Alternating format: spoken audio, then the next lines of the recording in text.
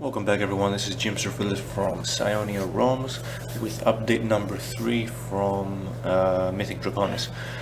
This is update number 3. I'm actually skipping number 2 completely because it had too many spoilers in it and it ended up being a little bit too long for a video, so I'll keep it for making of purposes and just go straight away to releasing uploading this update here. So I've been pretty busy with trying to get the demo up. And of course all the things that I'm preparing and fixing for the demo of the game are obviously going to be in the final version as well, so I've been trying to really polish it up and have a lot of things ready. And yeah, this is the update to show you where I'm up with what I'm up to at the moment. This is my first attempt on actually making a little bit of a soundtrack as well. I'm not really a musician, so yeah, I'm doing my best with, I don't even know the program. I'm using LMMS. I don't know if it's actually pronounced some different way. I'm going for a chiptune sound, but I think it actually ended up being a little bit more retro than I wanted it. But anyway, so let's get right into it. There's going to be some very minor light spoilers here, and like some small story intervals, like, you know, how the stages begin and stuff like that. But because this is all part of the demo, you're all going to have access to it anyway sooner or later, and it's not really a big spoiler. I mean, the rest of the story, the story is mostly the part that's going to be spoiled, and it's only the beginning, the introduction of the game. So here we go. Go to arcade mode. This is how it starts up. I'm trying to keep the arcade mode much more streamlined. And these are very few story intervals here and there. I added a loader so I can minimize all the loading problems that it has every time you loaded a new object onto the screen. It would lag the first time, so I added a loader to fix that. I've added sound effects. And of course the track that you hear right now.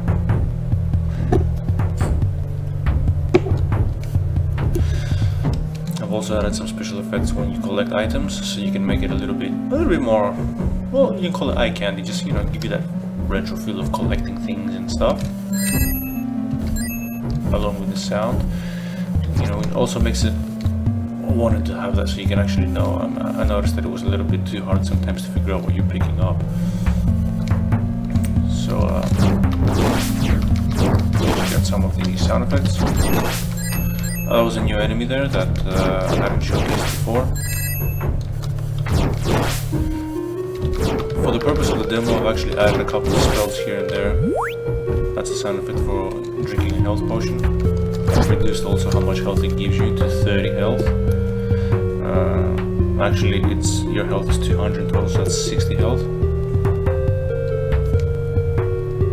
Made new special effects for the spells, all 4 of them, and for this demo and the showcase that I'm doing, which is pretty quick, I've added spells all over the place so I can actually showcase them, and I'll probably leave them in a demo as well so people can actually, you know, don't need to bother with finding the actual hidden secret locations where the spells are, and just go straight away with you know, enjoying it, because it's a demo really, and the whole point is to give you a little bit extra access to some things without so you can actually see what the game's about. So this is the fire spell.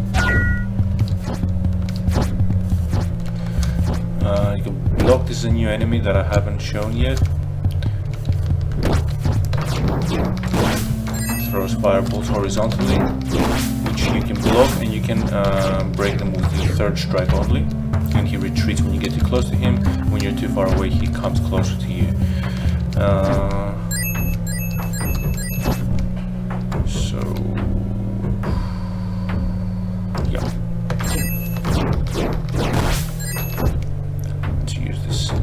Here. The fire spell can be used to burn things, as I've shown on the previous video. It can also be used to counter what's called projectiles, but not actual attacks, just projectiles. and of course burn enemies. So this is the new special effect and the sound effects and everything for the fire spell. And it also has a little bit of a range around it that it can collect items. I just collected the storm spell, as you saw. Those guys are pretty easy to kill. They're pretty much more just there for being a nuisance with their arrows. That's their whole strategy. They just throw horizontally, consistently, and they don't move. They try to place them in a strategic position so I can actually make them, you know, more annoying. Put a little bit of strategy into how you actually go around things instead of adding traps straight away, which I'm going to add more traps later on in other stages. So that's health, sound effect for it. Now I'm going to showcase the storm spell and also how we can go right here. And you can see that there's a guy outside of the screen and you'll be able to kill him as well. It goes a little bit further than the screen. This is the special effect for it as well, the new special effect for it. And as you notice, that guy down there died as well.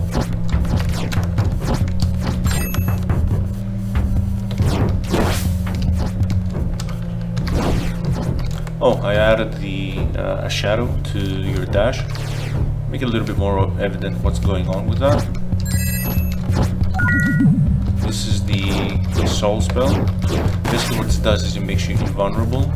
And for later stages,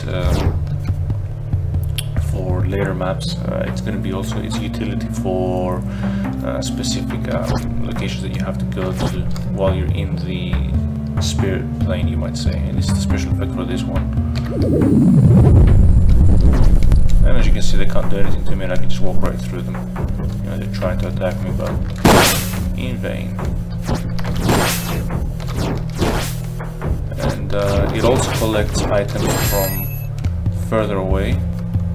I'll just show you a little extra rotation down here. Unfortunately, it just ran up, but you saw how it has a lot larger range. Let's run about the duration for it.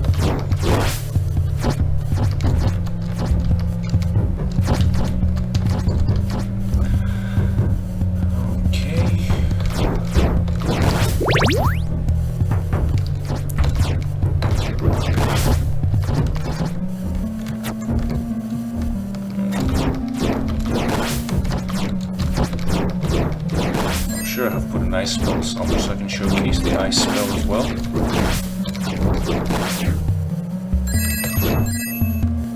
There it is. I can kill him with a dash. So this is the ice spell.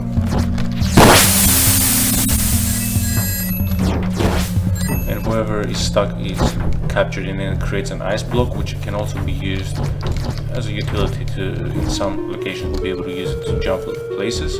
And also, whoever is around them cannot attack you, even the guys that are outside of the actual the block of ice. So if they're in the block of ice, they don't move, but if they're outside of it, but they're within the range, they can attack you as well. Now let's show you another storm spell. Just get a couple of guys that I can kill here. That's it. That's your big burst damage spell in the game. Fire is the DPS, and of course they all have utility as well, as you figure out for puzzles. Again, invincibility, or your soul spell, which later on is going to be able to phase through things as well. Like I said, I think I said that already. And you'll notice that I can collect things from further away, so it can be used in certain locations as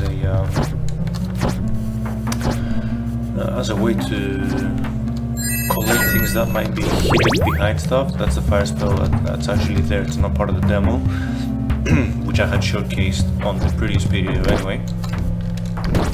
I'll just show you how you can block this with your third strike, like that.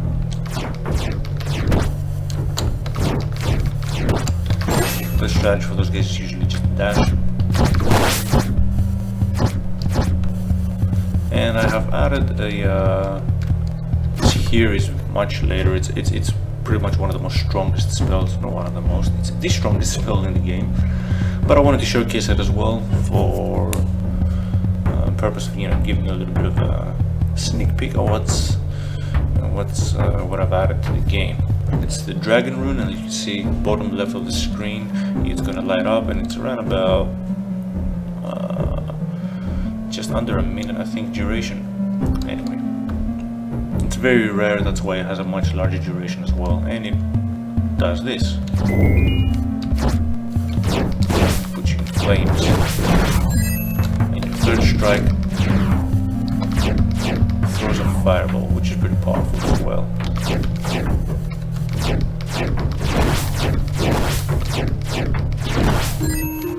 Now let's burn this, which I had shown you in the video before this.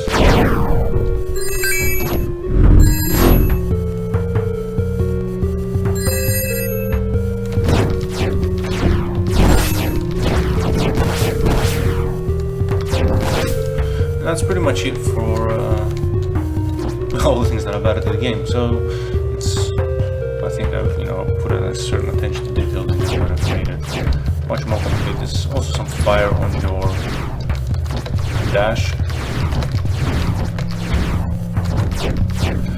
Something else that I'm missing, sound effects. I've actually done quite a lot of work. I've added quite a lot of things to it. So now I'm going to show you the next map, which I haven't showcased at all.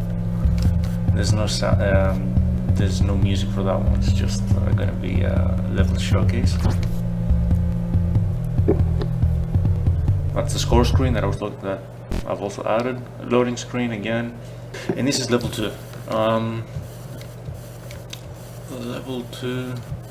Of course, I'm going through these a little bit fast because I don't want to show you the secrets and all that stuff, and I'm not doing full 100% completion runs either. This is the second level, and I've also added a couple of spells here as well, so I can so you can see what they look like in this location.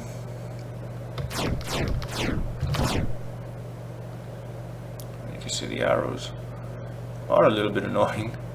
You know, they're in locations that you can actually see that they create a bit of a problem, you might say. But you can block them. That's the good thing about the arrows, you can block every single one of them. And for this I can use the fire. That arrow is from this guy up here. I'm going to show you a new enemy as well here now. It's kind of like I'm blocking the fireballs just with my spell, by the way. But you can also block these fireballs with normal attack, and the reason why is because they're homing. I mean, if I jump, you can see that they follow me around and they blow up after a certain distance. That's the second type of the, you know, the other guy that I had created with the horizontal ones, and he's a little bit different in color. He's a blackish gray. Now let's see what this spell effect looks like in this location. And let's take care of him.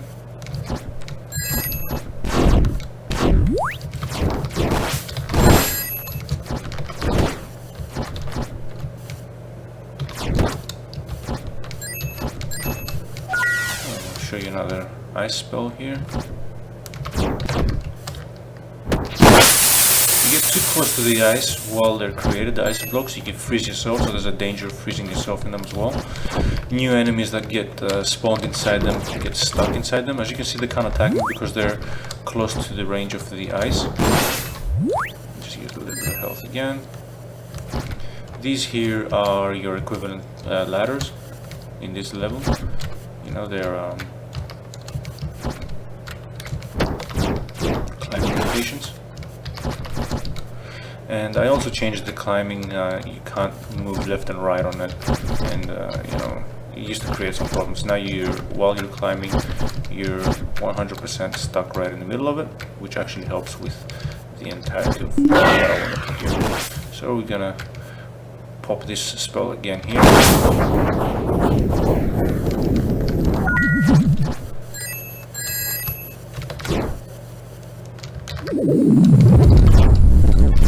Basically, I just wanted to showcase a lot of the spells, the effects, you know, all the things that are in here.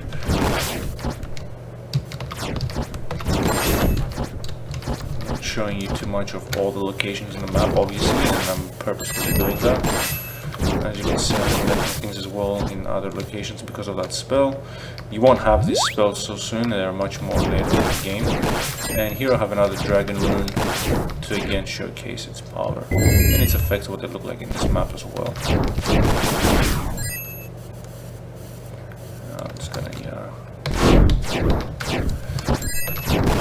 a small hint, aerial enemies die much easier with the upward slash, something to keep in mind. This is going to be the first mini-boss. I haven't made him yet, I've only made his idle animation. Obviously you won't be able to walk through him.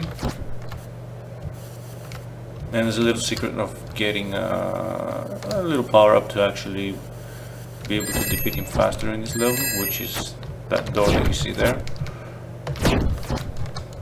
I've increased the speed actually, one of the latest changes that I've done for the arrows, so they go much further, and I think that actually increases their strategic use.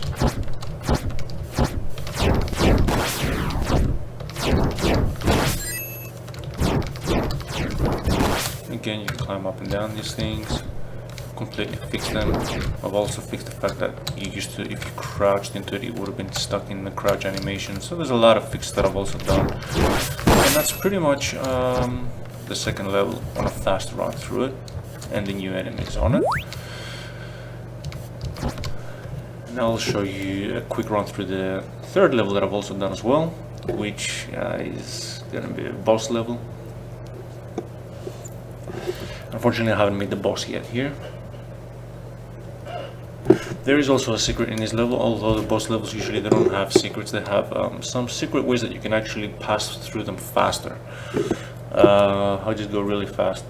Not really fast, just go normal through it and hack and slash my way. The whole idea of the boss levels is not so much collecting things and having secrets as much as just you know, making it difficult for your character.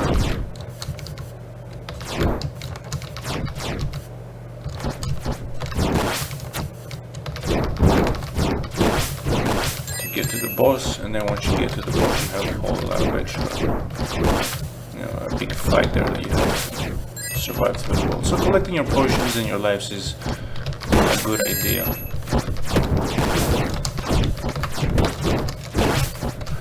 Of course, if you get all the spells that are hidden in the previous levels and you don't use them just for attacking enemies, you can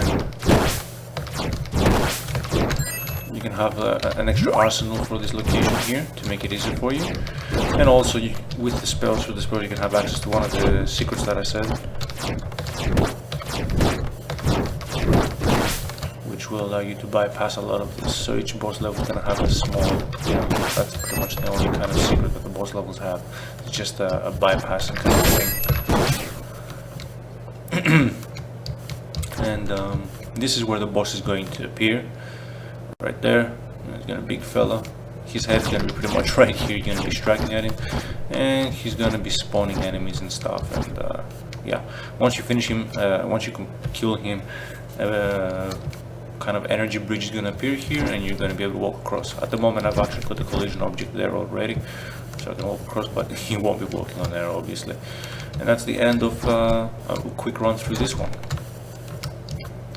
And I'll just show you the next story interval as well. Once you complete this guy, that's the score screen for the Nexus, and that's chapter 2. So as you can see, for the arcade mode, the story elements are kept to a minimum, and that's pretty much it.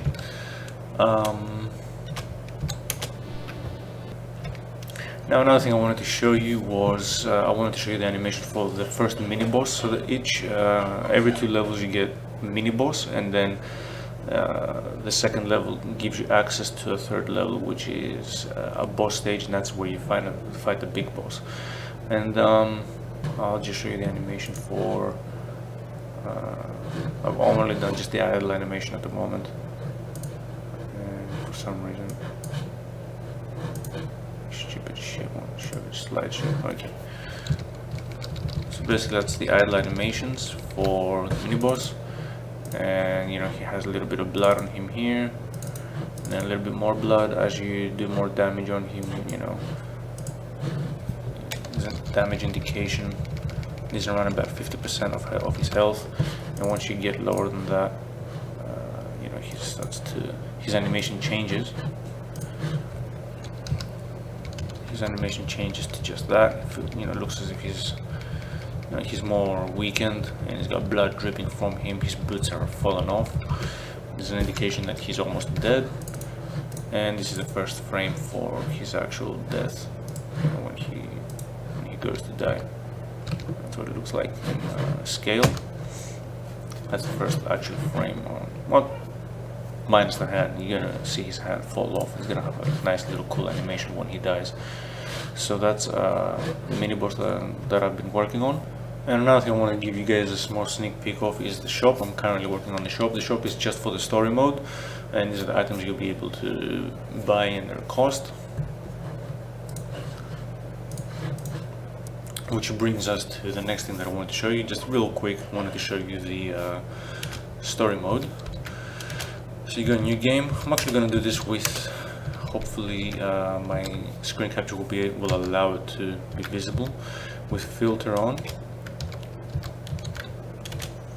It's going to have a little bit of a spoiler again here. I've turned the sound off just so I can actually talk over this better. So this is just the introduction though, so again it's going to be part of the demo, so don't worry about heavy spoilers. It's not really a heavy spoiler. This is how the story mode is. You have a much larger lore with, you know, images to the side. You press enter, you go to the next image. You know, there's a much deeper story that explains and it fleshes out the world, and you know, it really creates and builds the world that you're actually exploring, and it also explains why you're going, where you're going, and the things that you're doing, and some stuff that you need to collect, why you need to collect it. Also, it's going to have access to a couple extra items that aren't part of the original, of the arcade version.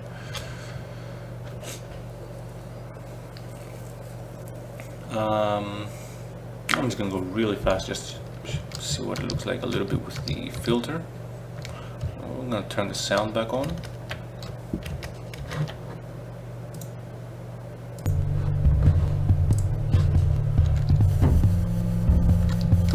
This is what it's like with the scan line. Hopefully, like I said, the capture program is gonna do it justice. It's much more pixelated than it actually shows. Unfortunately, kind of the capture blends in a couple of stuff, which you know, you guys have seen screenshots and you know what it actually properly looks like. Yeah, anyway.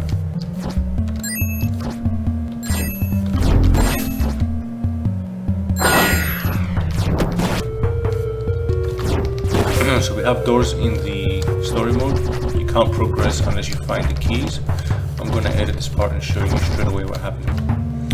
Okay, so here we are with the key, and you just go up to the door and you press up, you activate it, opens it, and now you can walk through. So the story mode is going to have some limitations. It's going to force you to actually pay attention to the puzzles, and the keys are the simplest of all the puzzles because I don't want the progression of the game to be very hard. And then the harder puzzles are obviously the dragon gems that you need to, you know, the dragon stones that you need to collect. No, let's just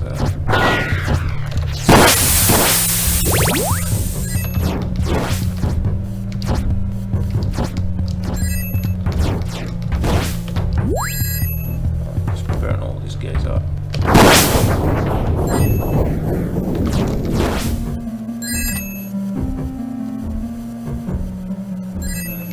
And make our way to the end. I actually haven't tested what it looks like. The dragon rune and the spell at the same time. It's probably gonna do something funky, let's see. Oh, that's pretty good. As you can see, the gems cannot be collected with spells or anything like that. You have to actually activate, find a way to it and actually collect it. Again, there's a door at the end, so you have to find the second key in order to progress. Edit this part out as well, so you can see straight away the end of it. Okay, so we're back, and as you can see, I've got 2 keys down there now, so I can open the last door as well. Also, you'll notice that the story mode has a timer at the top. It doesn't have a score, because it has also the limitation, the mandatory doors, and there's no point to keeping score in this one that much. I think that it's probably the better mode for a time attack, you might say, or just to keep track of, you know, your time. I think it was much more fitting to have a timer in the story mode than anything else. As you can see at the bottom, I have 2 keys at the indicator in the heads-up display. We go open the door and we get out of here. Yeah, a very small spoiler here. It's going to show you a little bit of the story. For those of you that actually want to read it, you can pause it. So I'm kind of skipping over the spoiler, but you can see pretty much the style of it all.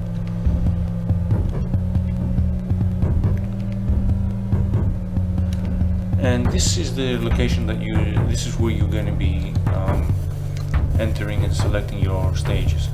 Going back to previous maps, you'll be able to go back to previous maps so you can collect the fragments, because they are part of the story, the dragon fragments, which together, 2 fragments create a dragon stone.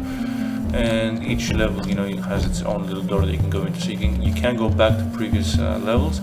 However, the previous levels, health potions, lives, any continues that you find, and a lot of the gold is actually deactivated the second time. So it has a counter. It figures out if you have actually completed the level or not, and if you have completed the level,